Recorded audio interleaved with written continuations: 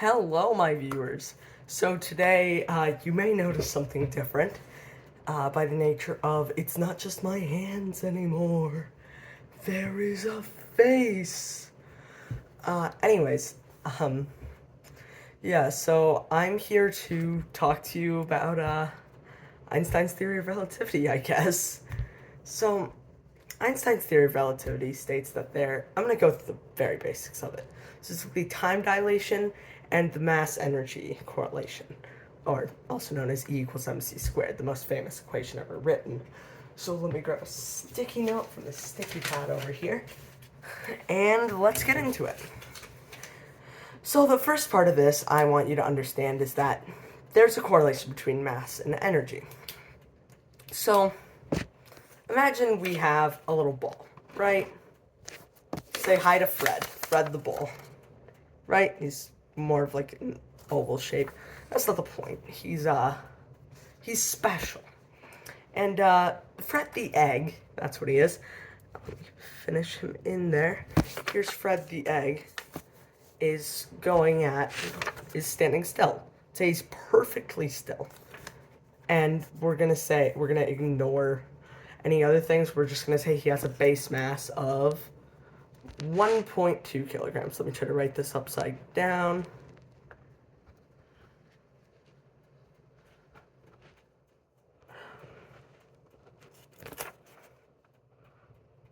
Is that? I wrote the G backwards. 1.2 kilograms, right? So, but let's say Fred the egg starts moving, right? So, Fred the egg starts moving. This increases his mass. So, let's say he's moving at a certain speed, and now his mass is 2.3 kilograms. I can't write G's upside down, sorry guys. 2.3 kilograms. That means he increased in mass by 1.1 kilograms, which would correlate to if E equals mc squared, it's kind of complicated, but we can understand it. So, his energy has to increase by, let's say if it's 1.1 kilograms, it would be M equals E over C squared, or mass equals energy divided by the speed of light squared, right? As described by M equals E over C squared, which some of the more quick-witted of you might immediately recognize this as a rewritten version of E equals MC squared, if my pen would work. So yeah, we now have E equals MC squared. I'm sorry if the words are a little wonky. Fan keeps blowing it this way, so that's annoying. Anyways, so yeah, we have E equals MC squared, and we can describe the correlation between matter, mass, and energy, right? So that's, energy, if that's 1.1, that would be 1/2 V squared. 1.1. Let's just say his mass increases to 1.8 kilograms. That would mean it's because of the nature of the E equals mc squared, if velocity squared is the speed of light, then that would mean his mass, if it's 1/2 mass times velocity squared, that would be 1/2 of the mass. So it increases by 0.6 kilograms, or if he's at the speed of light, we're going to ignore any further changes in energy. We're just going to use the equation for now. That would be 1.8 kilograms instead of 1.2 kilograms. But if we were to continue trying to increase his speed, but if you notice that increase in mass, that increases its energy, which increases the amount of energy required to keep it going at said speed, which increases the amount of energy which increases the amount of increase in mass, and it's a perpetual cycle. That's why particles can never truly reach the speed of light, but that's not the point. So yeah, that's the basic idea of E equals mc squared. Let me grab another little sticky note. I love these, they're so satisfying to peel. If I need one more, I'll show you guys that. So anyways, we're going to cover time dilation. So, let's go back to Fred the egg for a moment. Grab Fred the egg from over there. So, Fred the egg is moving, right? So, you may have heard that let me just circle Fred the egg real quick. So, you may have heard that that light does not experience time. From its perspective, no time passes. Because if something, wait, I still need Fred the egg, sorry. Once Fred the egg moves, time starts to move a little bit slower for him. If he's moving at the speed of light, that becomes 0. Let me explain. Well, also infinity and 0, it's weird. So let's go back here. So, let's say we have our little thing right here. So we have Fred the eggs, doopity-doo. I accidentally drew him upside down, but we have Fred the egg. So, he starts moving again, right? So, he goes here. Okay, pretty standard. We now have a little egg that's moving around. And then, let's say we want to calculate how much slower time is going. So that would be described by the time dilation function, which is just on this website that I really like. I'm going to post that in the comments. It's physics.info/equations. It's a really helpful resource. It covers so many physics equations. It's just a really helpful resource if you're getting into physics.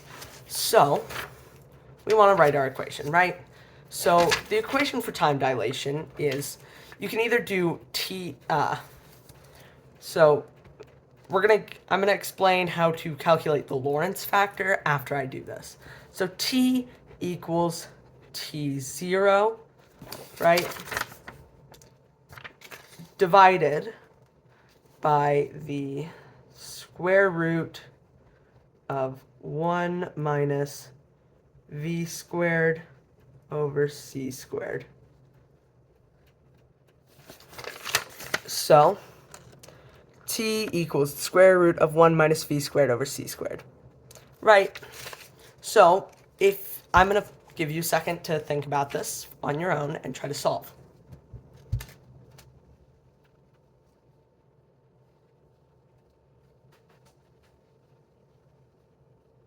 I'm going to stare into your soul.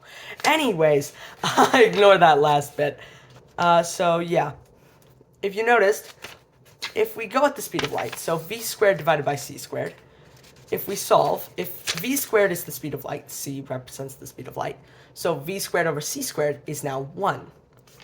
So that means we can plug these numbers in. So t now equals t0 over the square root of 1 minus 1.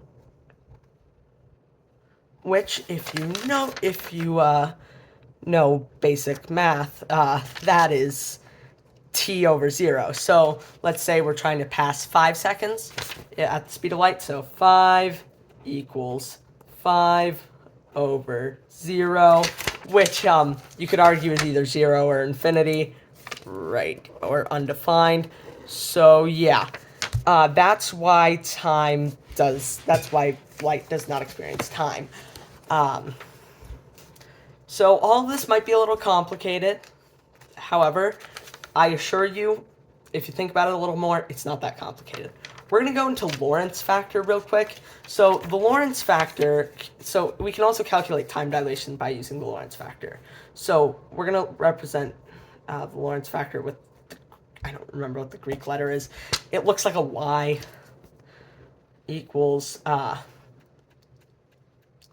1 over the square root of 1 minus v squared over c squared. So that's the Lorentz factor right there. Y equals 1 over the square root of 1 minus v squared over c squared. That is, kind of how you do that basic stuff. There it is. That's the Lorentz factor. We can calculate time dilation. Lorentz factor is useful. I'd recommend just calculating Lorentz factor once we get into more relativity stuff. So the Lorentz factor, we can calculate time dilation by t equals t0 times Lorentz factor. So yeah, that gives you, that looks like a capital T. Sorry, let me fix that, which is total energy. T equals T0 times Lorentz factor. So, it keeps blowing away. I'll have to turn off that fan the next time I record a video. Anyways, so yeah, that's the basics of relativity. I probably should have made a mechanics video first, but guess what? That's coming next. Yeah, hope you enjoyed the face reveal. I'm going to give you a moment to admire my beautiful face. Anyways, now that you're done admiring my stunning face. That's a joke, by the way. I know it's awful. We're gonna start on the physics series. This was just a video to get people excited about physics. Yeah. If you have any suggestions for what parts of physics I should cover, I know a lot of physics up to about electricity and up to the very basics of electricity and magnetism, such as Gauss's law. I'm learning out of a college physics textbook. I don't take physics in high school because I'm not in high school. I'm junior high, so, this does not make up for the high school physics course, but I definitely recommend supplementing your education with some interesting videos. Let me go grab you a really cool resource.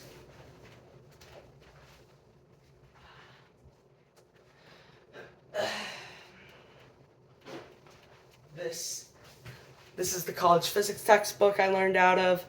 It's called University Physics. That's a sticker I got from the yearbook signing at school today. This is cool. It's a really great resource. I learned a lot of my physics from this. It's a chunky book. It's about 1,400 pages. This is volumes 1 and 2. It does not include the modern physics section. It only includes relativity.